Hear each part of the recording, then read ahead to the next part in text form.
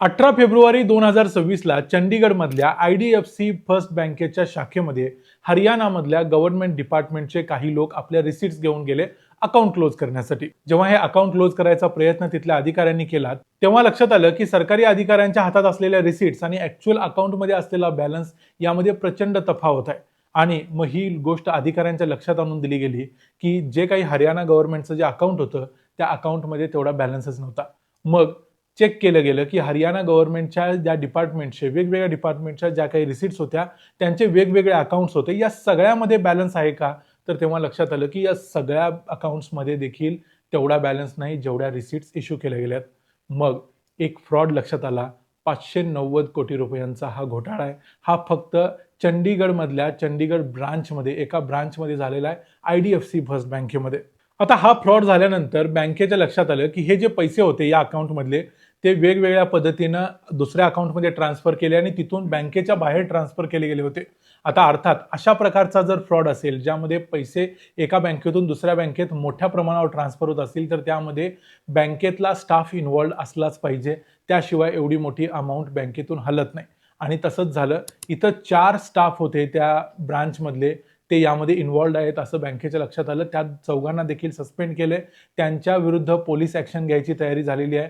आता सध्या या संपूर्ण अकाउंटची फॉरेन्सिक ऑडिट चालू आहे. या ऑडिट नंतर कंप्लीट डिटेल्स कळतील की एक्झॅक्टली किती अमाऊंट्स आहे. पण सध्या तरी IDFC फर्स्ट बँकेने हे मान्य केलंय काल 21 फेब्रुवारीला की 590 कोटी रुपयांचा हा घोटाळा आहे. आता हे पैसे वेगवेगळ्या बँकांमधून गेले असले तरी IDFC बँकेनं आता वेगवेगळ्या सगळ्या बँकांना रिक्वेस्ट केलेली आहे की त्यांच्या ज्या ज्या अकाउंटमध्ये हे पैसे असतील ते सगळे अकाउंट लीन मार्क करावेत. यामध्ये फक्त असं नाही की बँकेचा स्टाफ इन्व्हॉल्ड आहे. बँकेचा स्टाफ याशिवाय बाहेरचे देखील काही एक्सटर्नल पार्टीज इन्व्हॉल्ड आहेत असं IDFC बँकेनं सांगितलंय त्यांच्या स्टेटमेंटमध्ये. म्हणजे थोडक्यात काय, काही बाहेरचे लोक आणि काही आतल्या लोकांनी मिळून हा फ्रॉड केलाय. हे पैसे वेगवेगळ्या ठिकाणी ट्रान्सफर करून घेतलेले आहेत. आता सध्या हे लगेच पैसे कितपत रिकव्हर करता येतील, कितपत होतील हे माहिती नाही. पण हा एक मोठा डॅमेज IDFC फर्स्ट बँकेला या वर्षभरामध्ये झालेला आहे. IDFC बँकेनं मात्र म्हटलंय की हा कुठला सिस्टीम मधला घोटाळा नसून, बँकेच्या लेवलवरचा कुठला फ्रॉड नसून, फक्त एका ब्रांचमध्ये झालेला प्रॉब्लेम आहे. त्यामुळं बँकेशी त्याला जोडलं जाऊ नये आणि लोकांनी पॅनिक होऊ नये.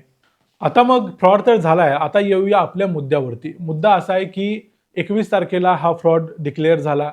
22 तारीख म्हणजे आज रविवार, मार्केट बंद असतं. 23 तारखेला मंडेला मार्केट ओपन होईल आणि त्यानंतर या शेअरचं काय होईल हे सांगता येत नाही. कारण 590 कोटी रुपये ही IDFC बँकेच्या दृष्टीनं फार मोठी रक्कम आहे. 590 कोटी रुपयांच्या पेक्षा कमी प्रॉफिट या बँकेचा लास्ट क्वार्टरचा आहे.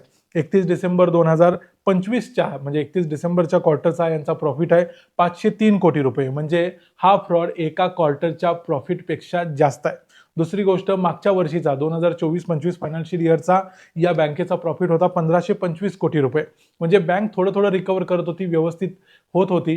चांगले दिवस मागच्या वर्षभरात या बँकेला आलेले होते. या बँकेचा शेअर ज्या लोकांच्याकडे आहे त्यांनाही ठीकठाक दिवस आलेले होते. कारण वर्षभरापूर्वी 30-35 रुपयाच्या आसपास हा शेअर होता. आता या शेअरची प्राइस आहे 83 रुपये. त्यामुळे 35 ते 83 जवळजवळ डबलपेक्षा जास्त हा शेअर गेलेला आहे मागच्या वर्षभरात. पण अचानक आता अशी न्यूज आल्यामुळे हा बँकेचा शेअर भविष्यात काय होईल ते सांगता येत नाही. सध्या तरी हा शेअर 52 वीक हायच्या जवळ आहे. त्यामुळं हा शेअर आता त्याच्या मार्केट कंडिशन्सनुसार म्हटलं तर खूप जास्त वरती आहे. याचा PE रेशो सुद्धा इतर बँकांच्या तुलनेत खूप जास्त आहे. त्यामुळे हा शेअर ऑलरेडी ओव्हर व्हॅल्यूड होता. त्यात अशी न्यूज आलेली आहे. त्यामुळे उद्या काय होईल हे आता सांगता येत नाही. त्यामुळे IDFC बँकेमध्ये ज्यांनी इन्व्हेस्ट केलेला आहे, ज्यांच्याकडे हा शेअर आहे किंवा या बँकेचे जास्तीत जास्त शेअर्स असतील त्यांच्यासाठी ही अतिशय निगेटिव्ह अशी न्यूज आहे. भविष्यात काय होईल, उद्या काय होईल हे मी आज सांगणार नाही. मार्केट कसं रिॲक्ट करेल, कितपत पॉझिटिव्हिटी किंवा निगेटिव्हिटी असेल हे आत्ता तरी माहिती नाही. पण या शेअरपासून थोडंसं लांब राहिलेलं बरं असं मला सांगायचं आहे. प्रत्येकानं आपापल्या अभ्यासानुसार, आपापल्या स्ट्रेंथनुसार, आपली आपली रिस्क अपेटाईट आहे त्यानुसार डिसिजन घ्यायचा आहे की या शेअरमध्ये राहायचं किंवा नाही राहायचं.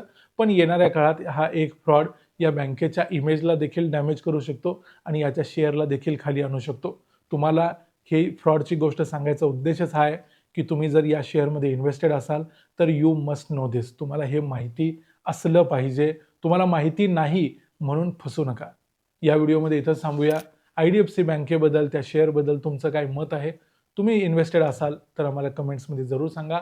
आणि तुम्ही काय करणार आहात ते देखील आम्हाला कमेंट्समध्ये सांगा. व्हिडिओ आवडला असेल तर व्हिडिओला लाईक करा, चॅनलला सबस्क्राईब करा. पुन्हा भेटू पुढच्या व्हिडिओमध्ये. तोपर्यंत पाहत राहा द मराठी बाणं. जय हिंद, जय महाराष्ट्र.